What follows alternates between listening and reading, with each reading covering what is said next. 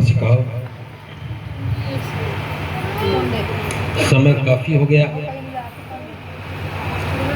मैंने डिजाइनर को टाइम दे रखा था कि जल्दी आ जाऊंगा।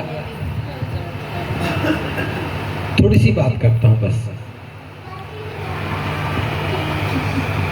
बुद्धालंकार जी ने सारी सामाजिक बातें की।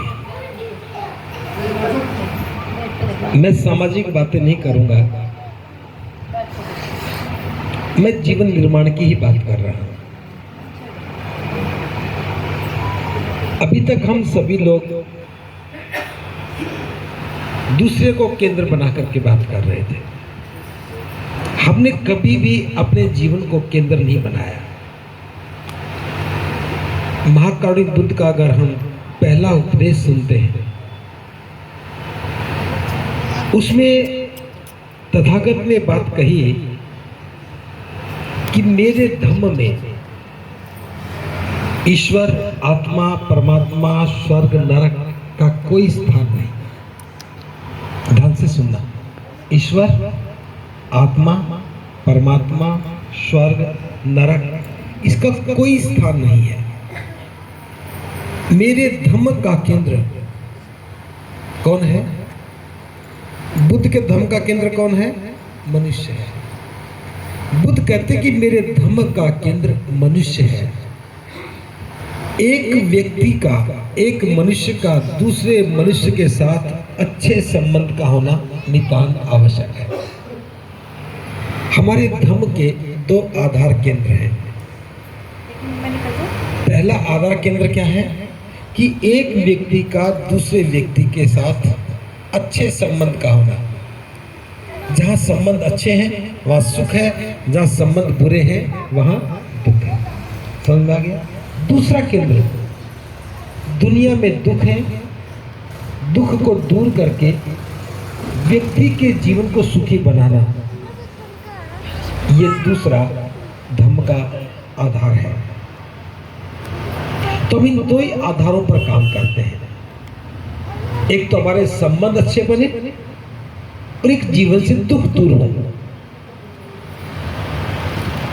लेकिन जो लोग बौद्ध बने, आज से पहले की बात कर रहा हूं, वो लड़ते ही रहे और आज भी लड़ ही रहे हैं। जब भी मंच पर खड़े होंगे दूसरे को यूं कोसेंगे जैसे हाथ में बंदूक होती है, तभी मार ही देते। दूसरों को कब तक लड़ते रहोगे? बुद्ध ने जो दिया वो खुद के जीवन कल्याण के लिए दिया। अभी इस पहले वाले सत्र में आपने देखा, मैंने किसी दूसरे के धर्म की बात की? किसकी बात की? अपनी बात की, अपने कल्याण की बात की, और वही बात काम आएंगी। आज की इस आखिरी सत्र में मैं आपको 7 बातें बता रहा हूं, बहुत आसान है। बुद्ध ने कहा कि ये 7 का संकल्प है। इन 7 कुशल संकल्पों का दूसरा नाम ही सुख है।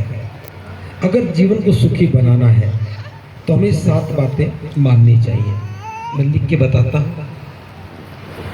पानी हटाना। हर बौद्ध व्यक्ति को ये संकल्प लेना चाहिए कि मैं जीवन पर्यंत माता पिता की सेवा करूं।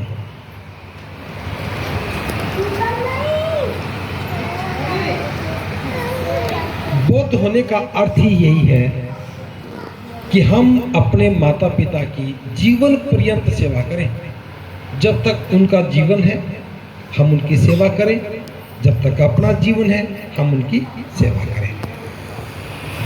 जिस परिवार में माता पिता की सेवा होती है उस परिवार में सुख रहता है। जैसे घर में हमारे बुजुर्ग रहते हैं, जिस घर में बुजुर्गों का सम्मान नहीं होता, उनकी आवश्यकताओं की पूर्ति नहीं होती, उस घर में कभी भी